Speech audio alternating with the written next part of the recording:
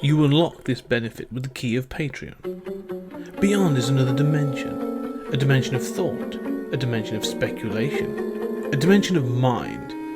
You're moving into a land of both waffle and substance. Of things and ideas. You've just crossed into the podcast zone.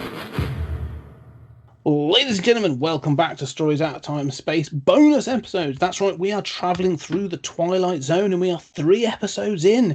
We're going to be diving in with Mr. Denton on Doomsday.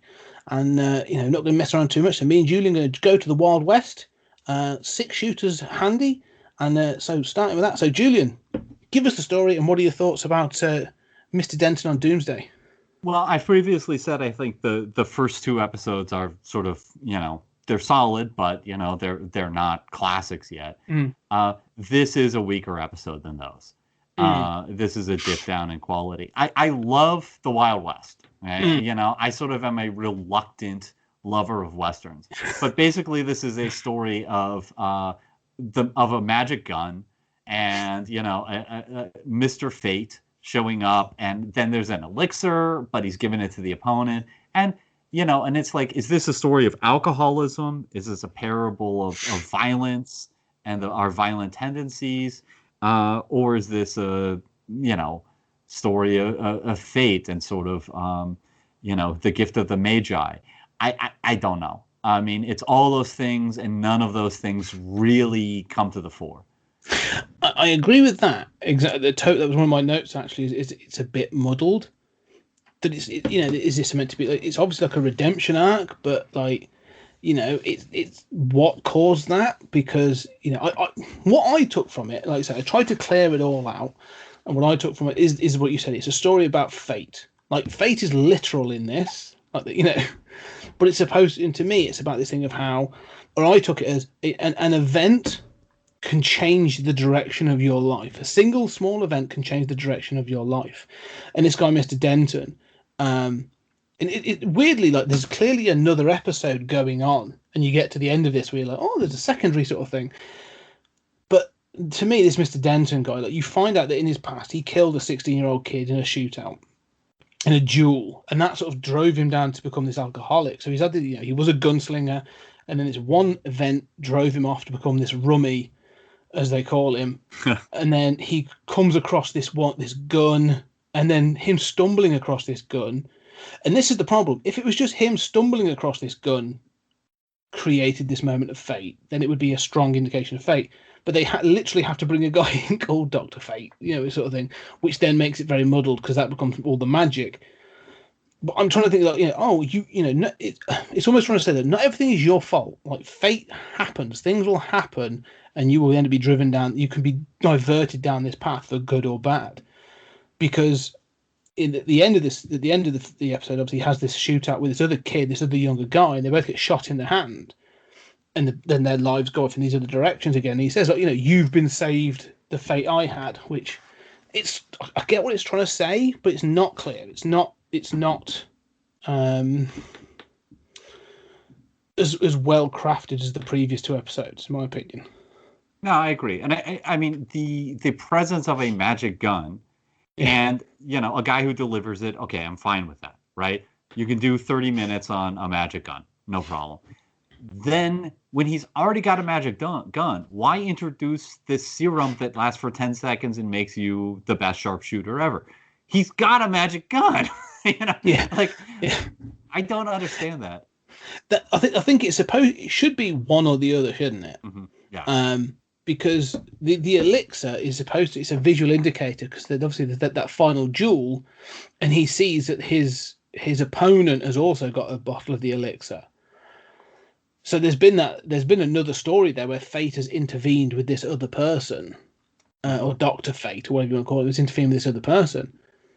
But then you're like, okay, but so what? You need to make it clear then that everything that's happened up until this point has been an accident, because he hasn't been taking the elixir when he shoots his bully in the hand, or he hasn't taken the elixir when he shoots.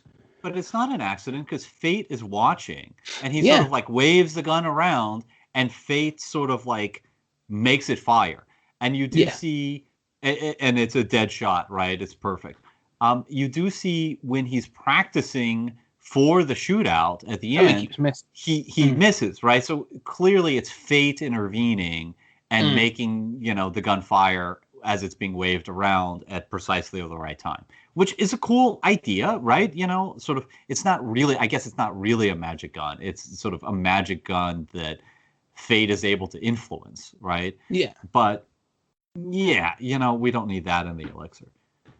No, it needs to be one or the other, I think. I mean, there needs to be, if anything, I think I would have removed fate up until that point, like have him find a gun, for whatever purpose. It doesn't have to be a magic gun, just find a gun, and then, he remembers what he was before, and then fate can intervene or something. Like him finding the gun actually instigates fate. I don't know, but it feels muddy because I'll tell you how to fix it. You get rid of fate. You just have it be the magic gun, and the magic gun has some inscription on the side because it's black and white. You can't do color, but has some inscription on the side. And in the final shootout, you see the same inscription on the bad guy's gun. Okay, done. And then what's left could be more focused on the story of alcoholism, and his fate. Right. I mean, I will say what I like about this episode. Having trashed it, it's not strong. What I like about this episode is, number one, the narration about alcoholism.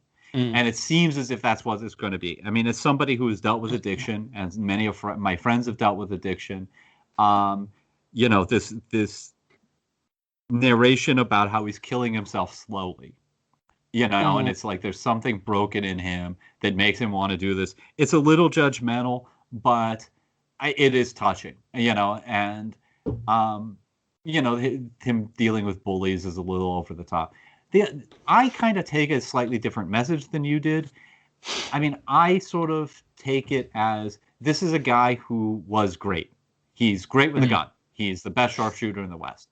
And I don't buy this, but the theory in this universe of this episode is that if you are a good gunslinger, people will come out of the woodwork to fight you because they've heard that you're good. And I mean, this is just nonsense. This is not the way it worked. But so the idea is, in my mind, the idea is sort of if you're great at something, it can lead to these unintended consequences of you actually not wanting to do that anymore because of all of these unintended consequences. And I think of it as think of how many people got famous young and they became a rock star at 20. I've seen enough behind the music to know what happens next. Okay. It's not pretty. And your relationships fall apart and you've got drug addiction. This guy's lucky he only came off with alcoholism. And so as he starts practicing, he gets the golden gun, so to speak, and he becomes a sharpshooter. Again, the same thing happens. And he's like, well, one haircut, that's, one shave, that's all I got, and now they're after me again. And at the end, the two gunmen, shoot each other in the hand, and he's maimed. And so what I take away from this, and what I think is being distracted from by the serum and all this nonsense, is this crucial idea about sort of be careful what you wish for. In a way, it would have been better for that rock star to not be able to play guitar again, because he started coming back and got off the sauce. Guess what happened? The prostitutes and the cocaine started.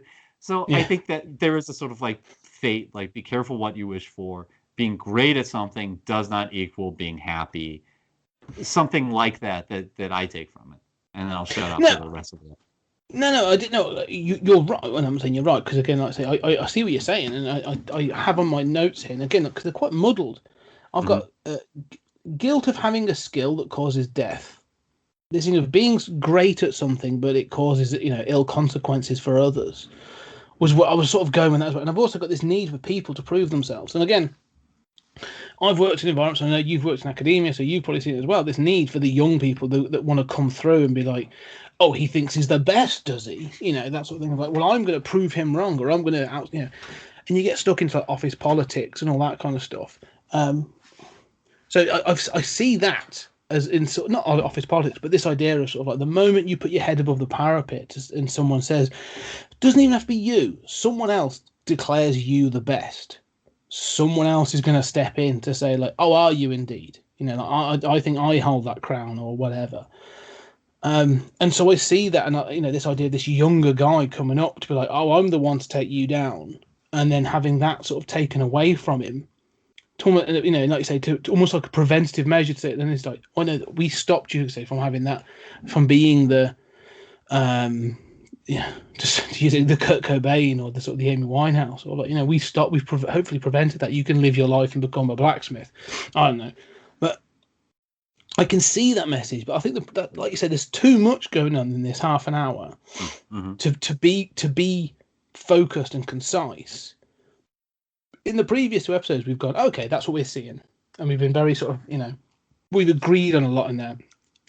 But with this, it's almost like, it's not that we're going, oh no, we're taking different messages because it's you know, there's so much to dissect. It's like, no, we're taking different messages because it's a bit muddled. Yeah, and it kind of veers from like an exploration of alcoholism and human cruelty to, and there are other episodes that veer, but that work, you know, to, oh, here's Dr. Fate and here's the gun. Yeah. And this is one of the 3 characters that this is about. And then there's this like love interest, this woman that's sort of never developed. She's compassionate and, you know, it's a little strange. Like, she really doesn't want him to sing because it's humiliating. They point guns at him and make him sing about how dry he feels, you know. I always get the feeling like she was someone from his past. Like, she's seen his decline and has obviously got some involvement from in the past. But again, like, this is almost like, instead of being half an hour, if this was an hour and a half and you really wanted to do this, like, you probably could do this as a really interesting tale about redemption and about this sort of need to be the best or something. Like, you know, there's a story to be told, and there have been, like, I'm sure there are films that do this.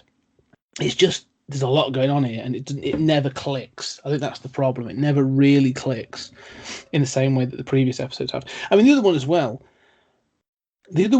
is the other sort of act in a really good weird way, in that there's only one element of the weird or element of the supernatural, and it's clear what that is.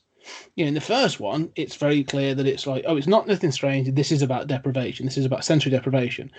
The second one is, oh, it's death. Everything else is the same, but we're going to introduce the concept of a corporeal death.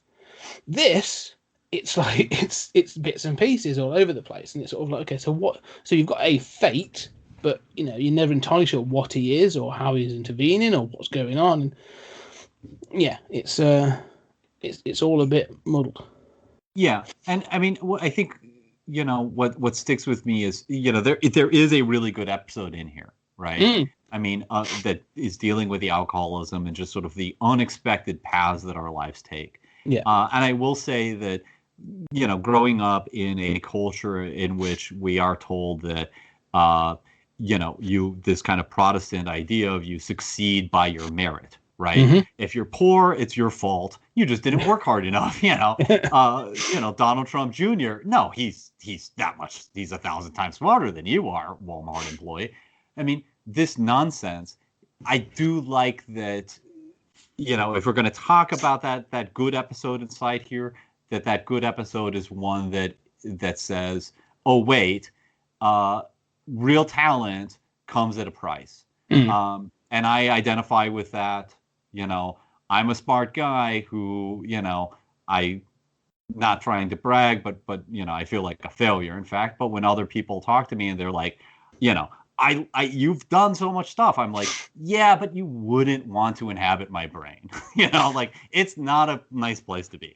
It's the Jekyll and Hyde mode. It's the, you know, the yin and yang, isn't there? There's sort of like, you know, you see the one side, but you may not see the other. What's the flip side of this? Yes. So I do understand that. You know, it's not, you know, it's not a great strong episode. There is another episode coming that I actually actively dislike, but have more problems with. But it's okay. But yeah, it seems to me it was just muddled and it wasn't executed as well as the previous ones. So that's my final thoughts. Any final thoughts from you, Julian? No, I'm good. Okay, so there you go, ladies and gentlemen. That's it. The 3rd episode, Mr. Denton on Doomsday. Hope you enjoy it. This is our traveling through the Twilight Zone. So, ladies and gentlemen, yeah, that's the music we'll be using for this one. Ladies and gentlemen, thank you very much for listening, and we'll see you on the next episode.